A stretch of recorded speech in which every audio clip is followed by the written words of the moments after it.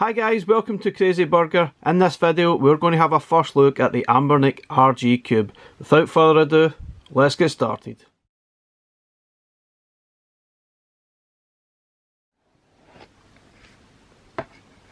There's no doubt about it, this is a very unique looking handheld. Obviously that size of screen is a little bit different to most of the other sort of devices that are out there. It does look fantastically nice. It is a little bit more premium than your usual Anbernic devices, but this is definitely one of their top end, and you'll probably see that with some of the performances.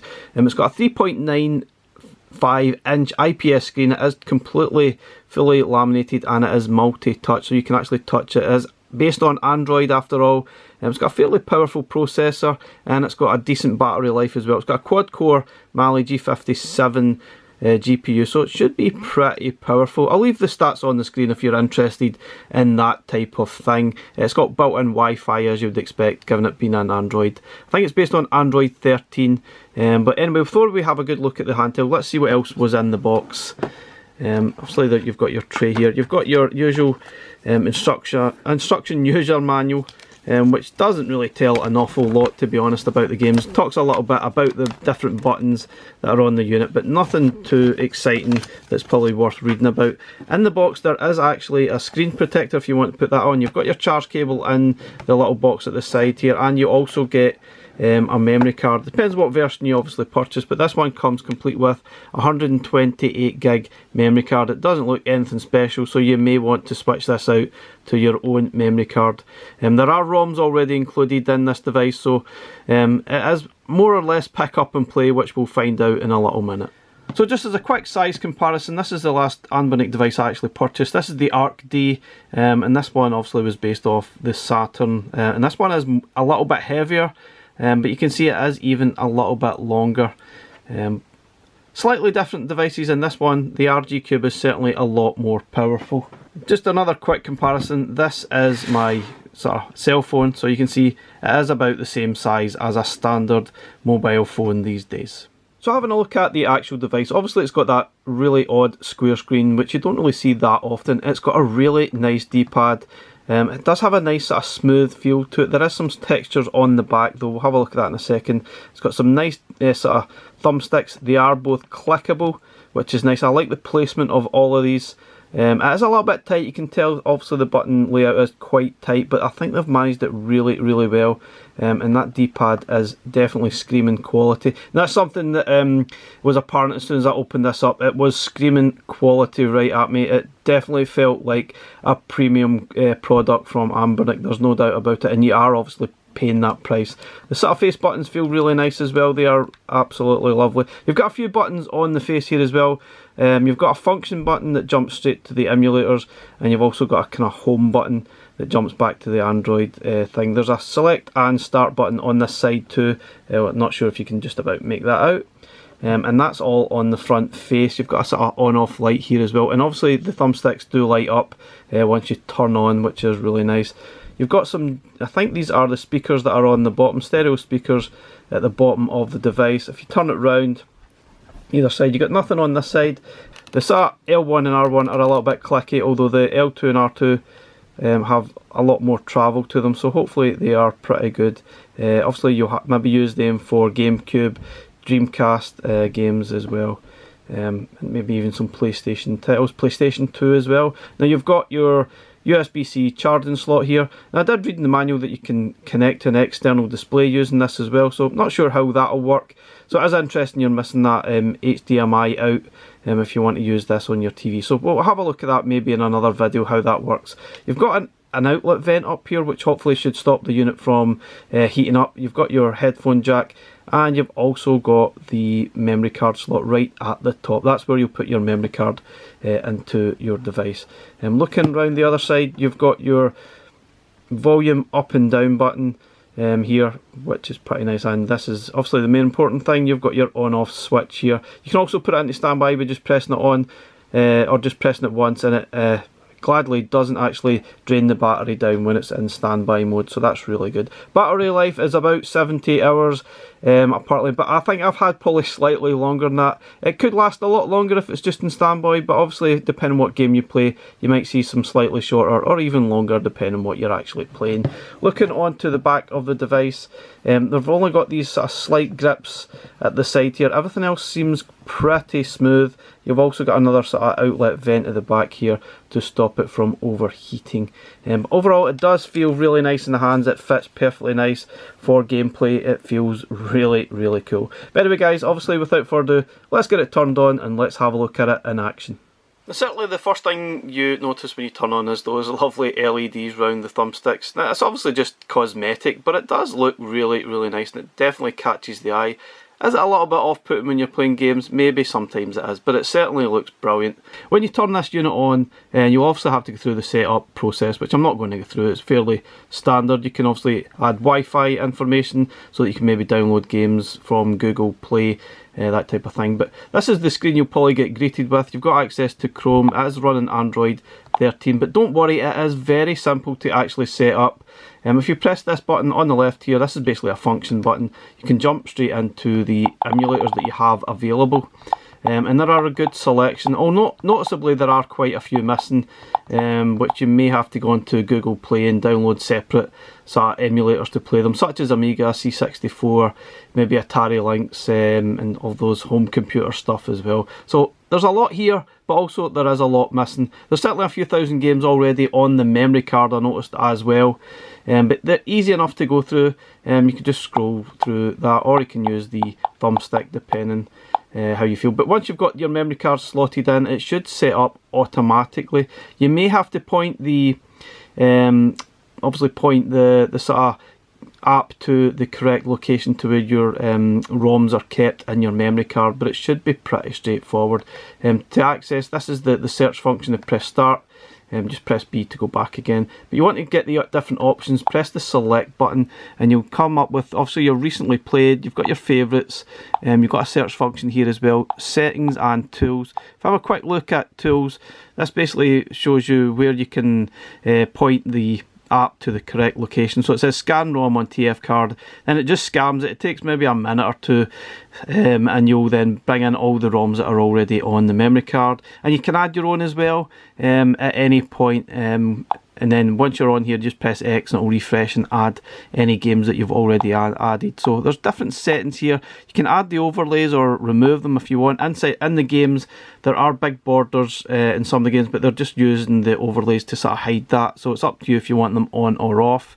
And that's really it. They can change the front end settings as well. So if we go back, you can actually change the settings. If you don't like this lookout, you can change the theme to a slightly different theme, like so, which it really is up to you which one you prefer. I don't know, that looks a little bit cooler maybe, I don't know, but I'm probably just going to leave it as the sort of default one for now, because it's probably a little bit easier for video purposes.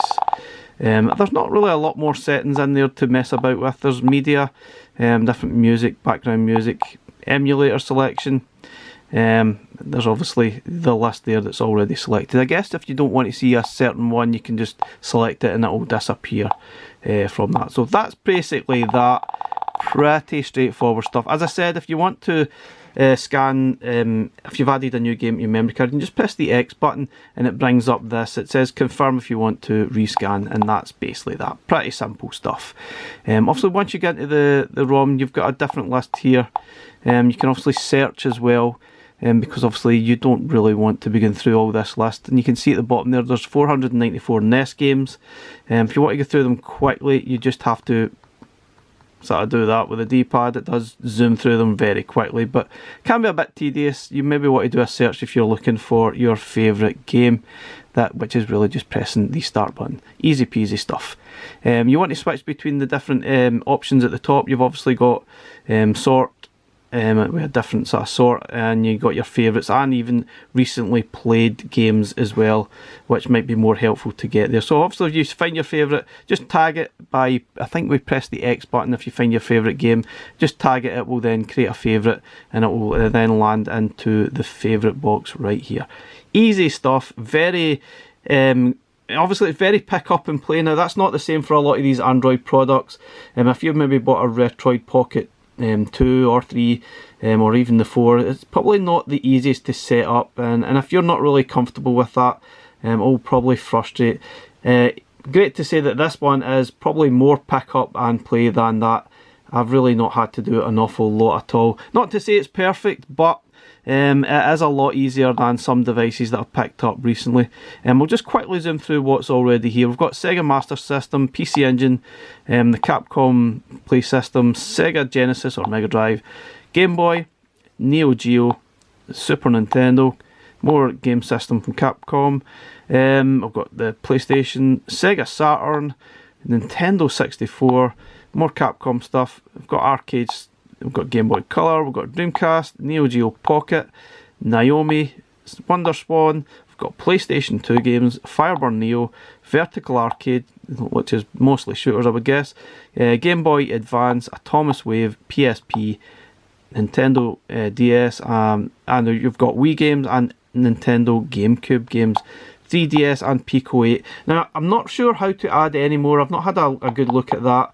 If there's more, if you can like add further emulators, like I said, like C64 and Amiga, but you can obviously sort of download the different apps. If you sort of go back to the Androids sort of side, you can obviously browse through your different folders here, which is fine. But if you want to look at all the emulators, they're obviously downloaded separately. And if you want to add more, you probably need to go on to Google Play. You've got access to Play Store and obviously this more dodgier store, which is possible. If you want to download some apps, you can, or games, you can go in here. Or if you've got your Google account, go into Play Store, set that up, and you can obviously go through that, download different apps and games. I've downloaded a few other ones which we'll have a look later in the video. But there's a lot. That's basically it. You've got your Moonlight here if you want to sort of stream games from your PC or some other device, and that's it. Basically, that's it. I think the most important thing you'll be looking at will be the sort of games that are already here. Obviously, as I said, you can add your own, but I guess we'll jump into a few and see the performance of the unit. Obviously, we're going to concentrate more on the higher end stuff rather than the NES and Super Nintendo, because those should work absolutely fine. But obviously, you have to bear in mind this screen and the setup won't be perfect for all. PSP, for example, just looks a little bit squashed. But anyway, let's have a look at some gameplay. Now let's have a look at NES. We will just go through a few sort of stuff, and I'm just going to jump to my recent sort of games played. This is Free, which is a fantastic game. As you can hear, the sound is fantastic. If we just sort of put the volume up. So as you can hear, it does get very, very loud. So that is extremely impressive. And happy to say, the unit itself doesn't actually heat up very much at all. So those vents are obviously working. And as I said, I think the gameplay, you can at least get 7 to 8 hours, maybe more, maybe less, depending on what you're actually playing. Highly recommend this game if you've never played it before. Fantastic stuff. This is Free from Low Tech Games. I think there's a sequel on the way later this year. So guys, to jump straight out the game, you really just press the home button, you can jump straight out. Obviously, with being Android, it is completely touchscreen, so you can jump up and look at your latest things that you've obviously got open, which is fine. You want to jump straight back in, do that. It's pretty simple. You want to close, you can do it in many, many different ways. And you've obviously got access to Retroarch as well. You can just press the sort of home button here, you can go into Retroarch and you've got access to all the different settings you can find in Retroarch. You're not happy with the graphics, you're not happy with anything, then you can change it at your will. You've obviously got access to your save states as well. You want to use your save states, just press the home button here, and then you can press the A button to create a save state, and it will. Easy peasy stuff. Obviously you want to load that save state back, you can just do that. So let's have a quick look at Master System. This obviously will be quite similar to Game Gear as well. Let's have a look at the Old Faithful. You can see how quickly it actually starts. It's almost instantaneous, which is quite impressive. Now obviously a lot of these games are going to play absolutely fine. I wouldn't expect a unit this powerful to struggle with any of these games. You'll only find issues once you get up to the higher end stuff, but even then you should find that the performance is extremely good. Moving on to PC Engine. So no doubt that the screen quality is fantastic. You can see it is pretty fine from pretty much any angle you're looking at it. You would expect that from this quality of screen. And yeah, most of this stuff works absolutely fine. Let's have a quick look at the Capcom system, and we'll have a look at all of the old favourite Cadillacs and dinosaurs. That is a classy game.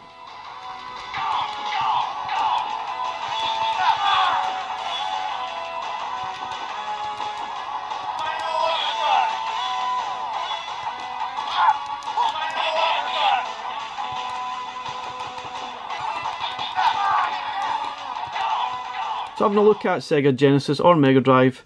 Now you can obviously play your games with the thumbstick or the D-pad. Both feel pretty comfortable to play. I'd say the thumbstick obviously sits better where the location is. Your thumb just naturally rests on the thumbstick. And gladly most of the games work absolutely fine with it. It does feel very nice. What a game this was. So moving on to Nintendo Game Boy, and there's a reason I want to try and have a look at this, and it's mostly down to the different filters that you see on the Game Boy. As I said, you can turn these overlays off if you want, but I reckon you're just going to end up with massive black borders, so I think it's probably better to actually leave them on. As you can see here, this is automatically filtered to the sort of white and black, maybe the monochrome style. There are options within Retroarch to change that if you want to the sort of standard layout on the Game Boy, or how it should look, I guess, if you want to say it. Let's have a quick look at the menu. And basically just go into the core options and change the GB colorization. Just put that to, I think, is it auto or is it on internal? I can't really remember. Let's find it out. So yeah, if you leave it to internal in the first one, it obviously looks more like how a Game Boy did actually look like. It's up to you. You can change to the different options that are available to you. But I just thought I'd point that out in case you were wondering. Let's have a quick look at Neo Geo. This is loads of sort of arcade style games. I noticed recently there's a new version of Fatal Fury coming out, which looks quite interesting. I think this was recently announced on Gamescom. Can't remember what the name of it was, but I did notice it.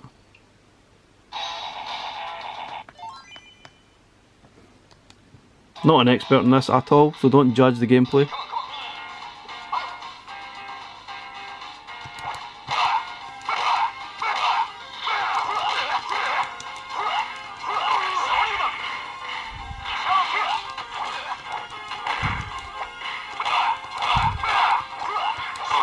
Wow, pretty cool, you have to admit, really cool.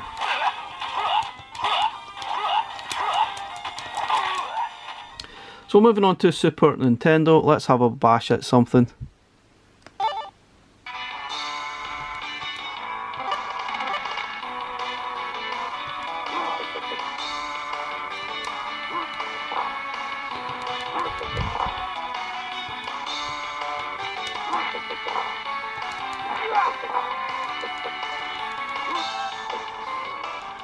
So moving on to Sony PlayStation, these should all work fine. This one is Medal of Honor. Let's see if we can get it to work fine with the thumbstick, though I think the original one was released and it was playable on a D-pad, if I recall. Brilliant games, Medal of Honor. I don't think these games ever got any better after the PlayStation incarnations of them. That's just my opinion right enough. I think Call of Duty then took over and that was it. Now clearly sometimes the button mapping isn't what you might see on the screen, but that would be typical of pretty much most of the emulators you're going to play, so you maybe just have to make a guess which button they're referring to. If it's X, it's probably, for PlayStation it would be the B button here, not actually X up here. But yeah, great, we can actually use the thumbstick as well as the D-pad for this, but I think these games were originally designed for the thumbstick. Just try to work out which one is the fire button. Oh, it's just the B button. Yeah, I love the atmosphere that was created within these games. Something really, really cool that's probably not been matched since. Definitely had that eerie feeling playing these games. So the amount of bullets to kill these guys definitely borders on ridiculous. Never played them before? Get stuck in. Excellent stuff.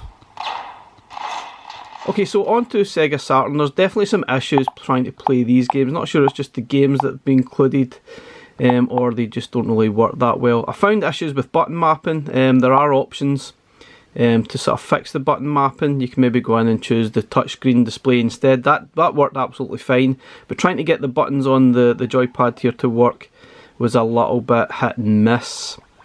Gameplay wise seems absolutely fine, not quite perfect, but it was all about trying to control them. You might have more luck going through the actual app itself, but there's some nuances with that as well. Some of the games need to be zipped in different formats like that rather than unzipped, so it sort of swings and roundabouts a little bit. I see here I can't start the game because it's not recognising any of the inputs, so it's a little bit of a pain. Just be aware of that if you want to buy this for Saturn. You might be better off with the Arc D instead. So obviously trying a little bit of Sega Rally was the same idea.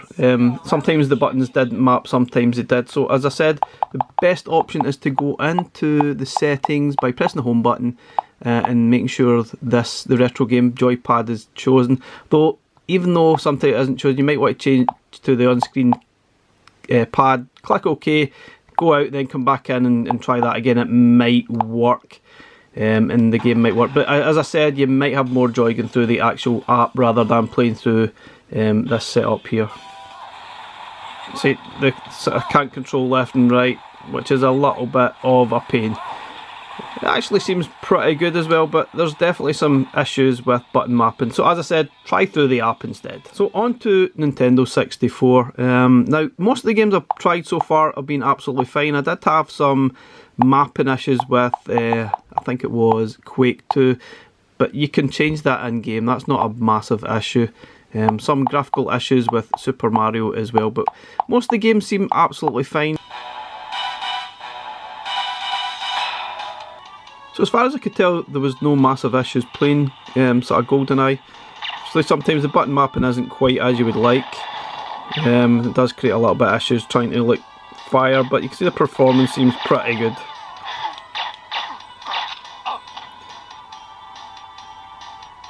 So yeah, you, like a lot of the other N64 games, you may have to mess about with the actual layout of the buttons, because by default they probably aren't the best, but performance wise seems pretty good. So moving on to Dreamcast, and this is pretty decent. Let's have a quick look at Sonic Adventure 2.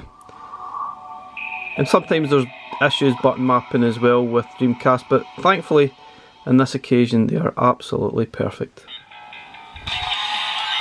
Attention all units. Suspect seen heading south. Block all major roads and capture the suspect. And gladly, as you can see, the emulation here is absolutely fantastic. There's no break up in the sound. Seems to be running at full speed, and the controls are all mapped as you would expect. So definitely a success here. I would expect most Dreamcast games to play absolutely fine if this one works.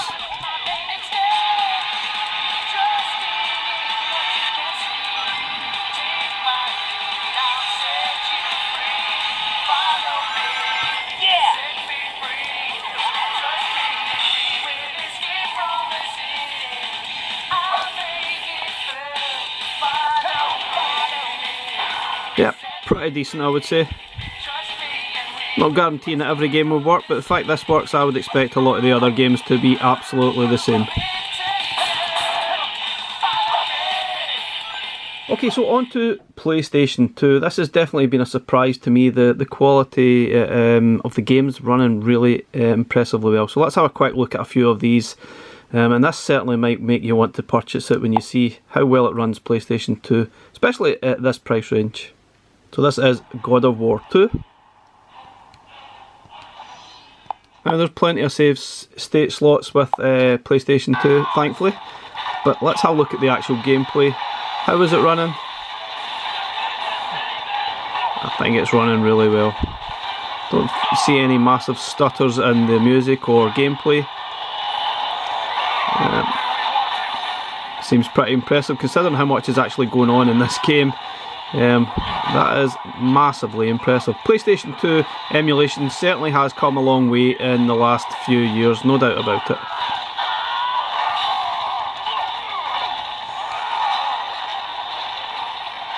I'm not going to guarantee every PlayStation game is going to run perfectly, but I think this is certainly completely acceptable to sort of play. Absolutely brilliant.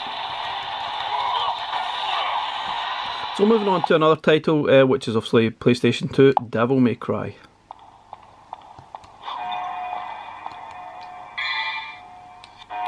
I'm checking the button map and I can't even remember what the buttons are, but yeah. It's been such a long time since I played this game. And unfortunately, yeah, it is the Japanese version that we're playing here, so unless you can read that, that might be a problem.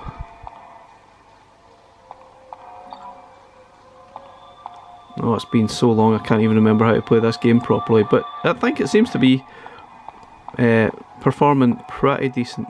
Now, having a look at one more PlayStation 2 game before we move on to the next sort of emulator. This is Tekken Tag Tournament. I think this is one of the launch games if I recall. I definitely owned this.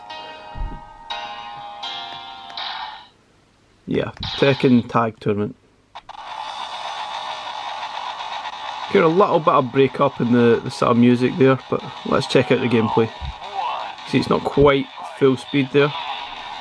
It's certainly got a little bit choppy. Yeah, a lot choppy. Interestingly, the thumbstick isn't mapped either. I've played this a few times. Sometimes the sort of run speed was a little bit quicker, other times it's not. So, not quite perfect.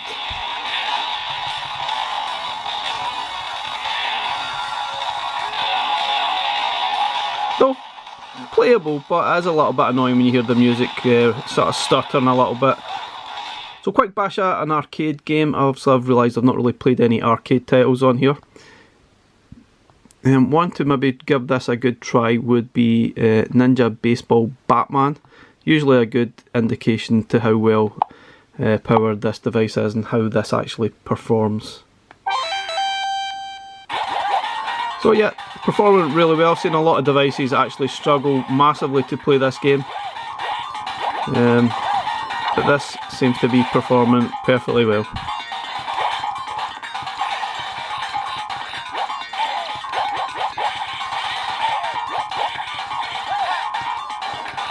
Very quirky, but definitely worth having a go.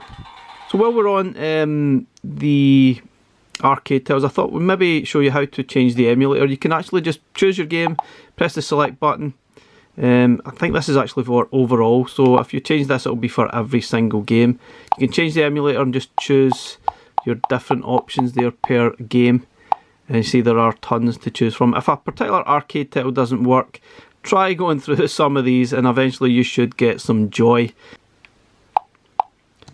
Okay, let's have a look at Atomiswave and let's see how Dolphin Blue works. Again, another game that does struggle on a lot of devices. I'll turn it down slightly because it'll be very loud. Sometimes I definitely think this game is far too loud, so definitely worth remembering, turn that sound down. Again, excellent performance from this game, which notoriously can struggle on a lot of underpowered devices, and it just becomes completely unplayable. But no massive issues here, it plays perfectly well, there's no juddering in the sound, it's just working as it should.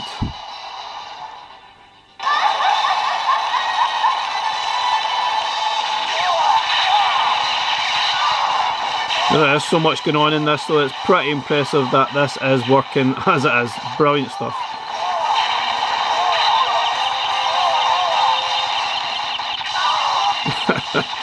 If you've never played this game before, have a go, it's absolutely insane. Very quirky but a lot of fun. Kinda a little bit like a Metal Slug style game. Okay, moving on to PSP. Now, obviously the screen ratio for these games will not be perfect. The games are a little bit squashed up, but nonetheless, let's have a look at some of the games. We'll start with God of War. As you can see right away, the screen is squashed. It's not the right ratio for PSP. So if you're buying this for PSP, probably isn't right. There's not a lot of options in the settings to change. Again, if you go into the options, there are settings here where you can obviously put the frame skip on if you have some issues with that, but there's no frame skipping on here. There is auto frame skip ticked, but there's no options to there is a full screen option which I've not got ticked, but it doesn't make a massive difference. You can up the resolution maybe if you want, and it should be okay, but you could probably push it and see how hard you can actually push this device. But yeah, it's usually fine on standard, to be honest. It's really up to yourself what you want to see. This is probably how you would it would appear on a PSP.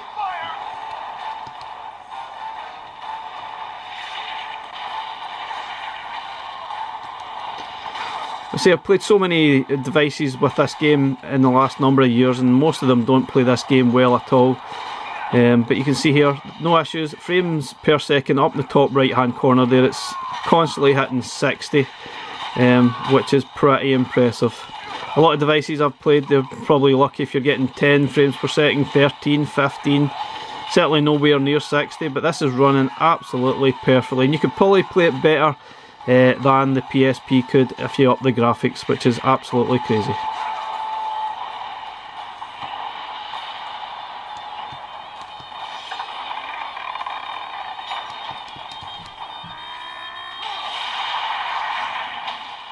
So sticking with PSP, this is Ridge Racer. Again, you can obviously see that it's all a bit squashed up. It's not ideal, but thankfully the games do play extremely well. It's just a pity that there's no option maybe to fix the screen ratio.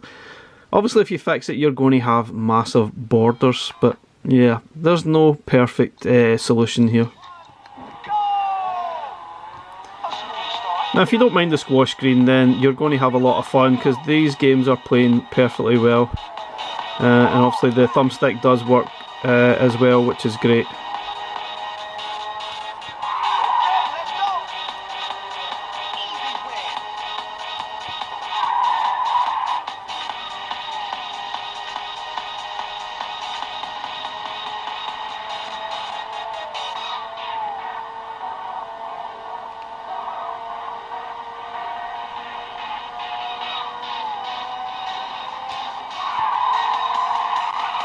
Woo!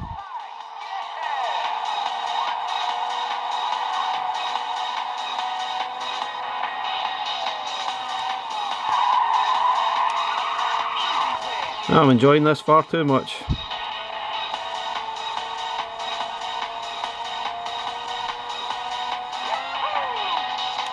Just as much as the commentator.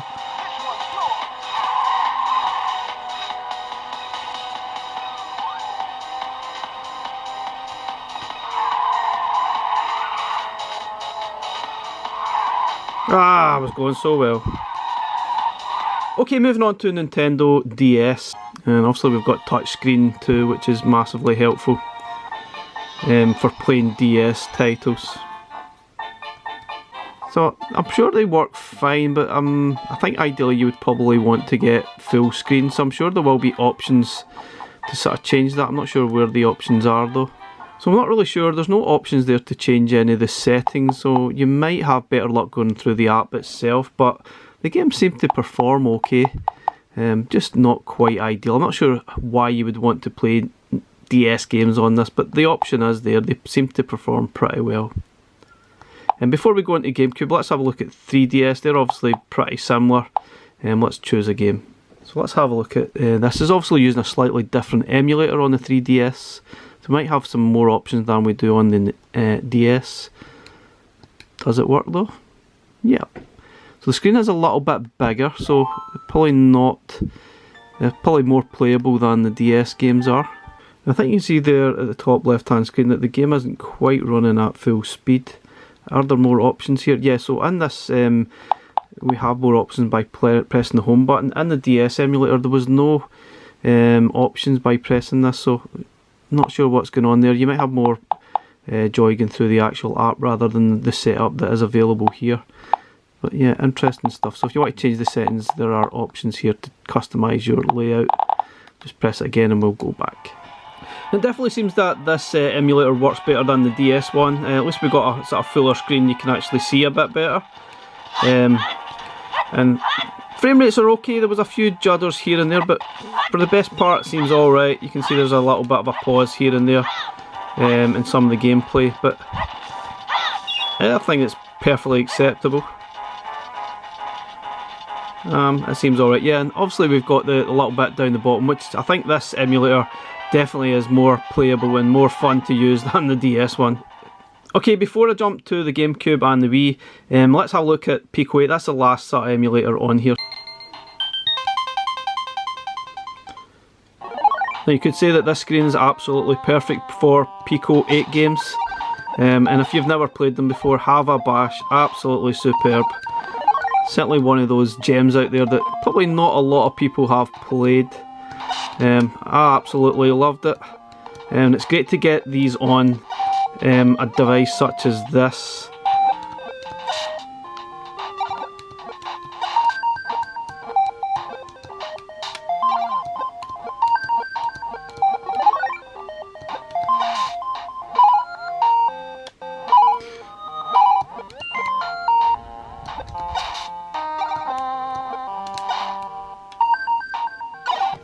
Okay, let's have a look at the Wii or Nintendo GameCube games. I'm not sure which ones are the Wii games, but I think more or less we're going to have a look through some of the GameCube titles and see how they perform. I think most people would probably be most intrigued about PlayStation 2 and GameCube games, given the fact that you can probably pick up any device and play Mega Drive, SNES titles, and probably half the price this would cost. So the most important thing here is probably how well does GameCube and PS2 games perform. Okay, so this is Legend of Zelda The Wind Waker. It seems to be performing pretty well. You can maybe tell by listening to the music and seeing the frames per second at the top there, it's nowhere near full speed.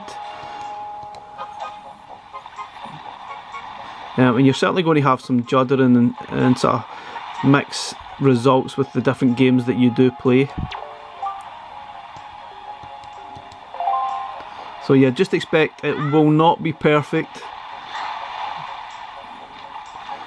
But so far I think it's certainly playable. I don't see any huge issues.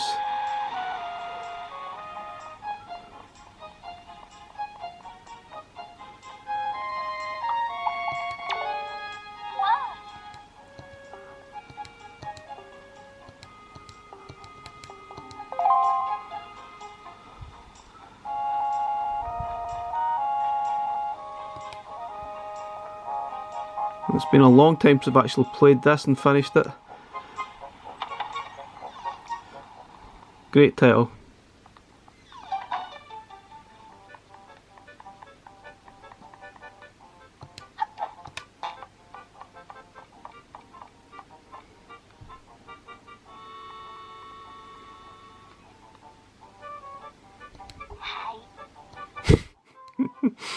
Couldn't help myself, had to use the initials. I think this is perfectly acceptable to play if you're a big fan. So moving on to F-Zero X, and yeah, I've seen a lot of sort of handhelds struggle massively. This game is usually completely unplayable on most devices. So let's have a look to see how it performs.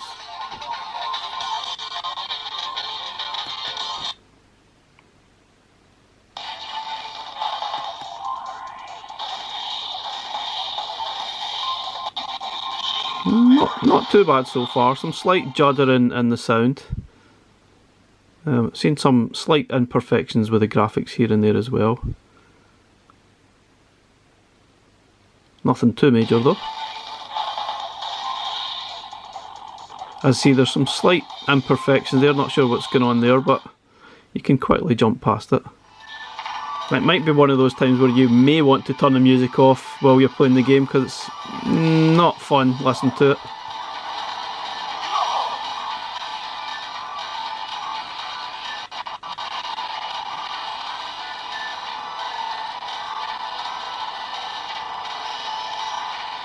Oh, I missed the speed bump.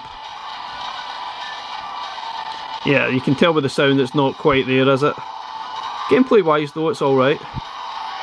As I say, you might want to turn the music down and just enjoy it and pretend it's running at full speed.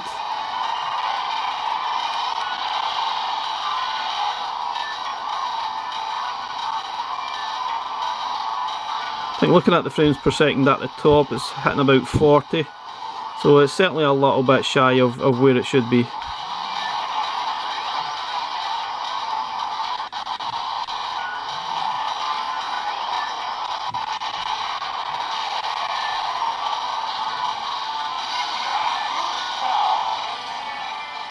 Now staying on GameCube, I thought we'd try Mario Kart. Now I did have issues with Mario Kart Double Dash. I'm not sure what's going on, so maybe anyone out there knows how to fix it, let me know. So I'm not entirely sure what to change in the settings to help this run better. Let's go. We'll just pick the 2 standard, I guess. So not sure what's going on. Let's just pick something. And actually it seems to be running okay, but there's some issue with the actual graphics for some reason, and not entirely sure why and what to change. So if there's anyone out there that knows, give me a shout so we can try and fix it. It should be an easy fix surely. But it looks like we're playing the games at night time, which clearly there's some kind of filter or something on that's causing it to be like this. So not sure what's going on. So let's have a look at Soul Calibur 2. It was mainly the Dreamcast version that I played this game, but this version is actually really decent as well. Okay. Not quite hitting full speed again, hitting somewhere about 50 frames per second, which isn't too bad. Certainly slightly better than some of the other GameCube games, but yeah, as you can see, perfectly playable. Okay guys, on to my final thoughts regarding the Anbernic RG Cube. Should you get one? I would say absolutely, especially if you're in the market looking for that next device that can take us to the next stage. Playing PlayStation 2 games, GameCube games, and obviously better emulation with regards to Dreamcast and N64. But again, not everything is perfect. I think if you look at the video, a lot of things run really well, a lot of things not quite right. PSP run great, but the screen ratio isn't obviously meant for this device. But by and large, overall, this is a great little handheld. Certainly a little bit quirky with that square screen, but it's one of the nicest, most enjoyable handhelds I've played in quite a while, and I have to say it was very easy to set up. So if you're worried about trying to set this up with being an Android device, don't worry, it's very easy. Obviously if you want to tinker with it, there is that option, but right out the box it's absolutely acceptable. You won't have to do an awful lot. There's certainly a lot more you can get out this device if you want to tinker with it and change some of the settings and get more out of it. I'm sure there's other firmware options as well out there to mess about with. We've not really touched on the sort of streaming services or even playing some stuff from the Google Store, which we'll probably look at in further videos. But overall, I would highly recommend it. Yes, it is a little bit expensive. It's still about £200 roughly. You might get it cheaper, you might get it a bit more expensive where you actually shop, but I would still recommend it. It's one of the best Anbernic devices I've played in quite some time. Anyway guys, thanks very much for watching. We'll catch you again in the next one. Bye for now.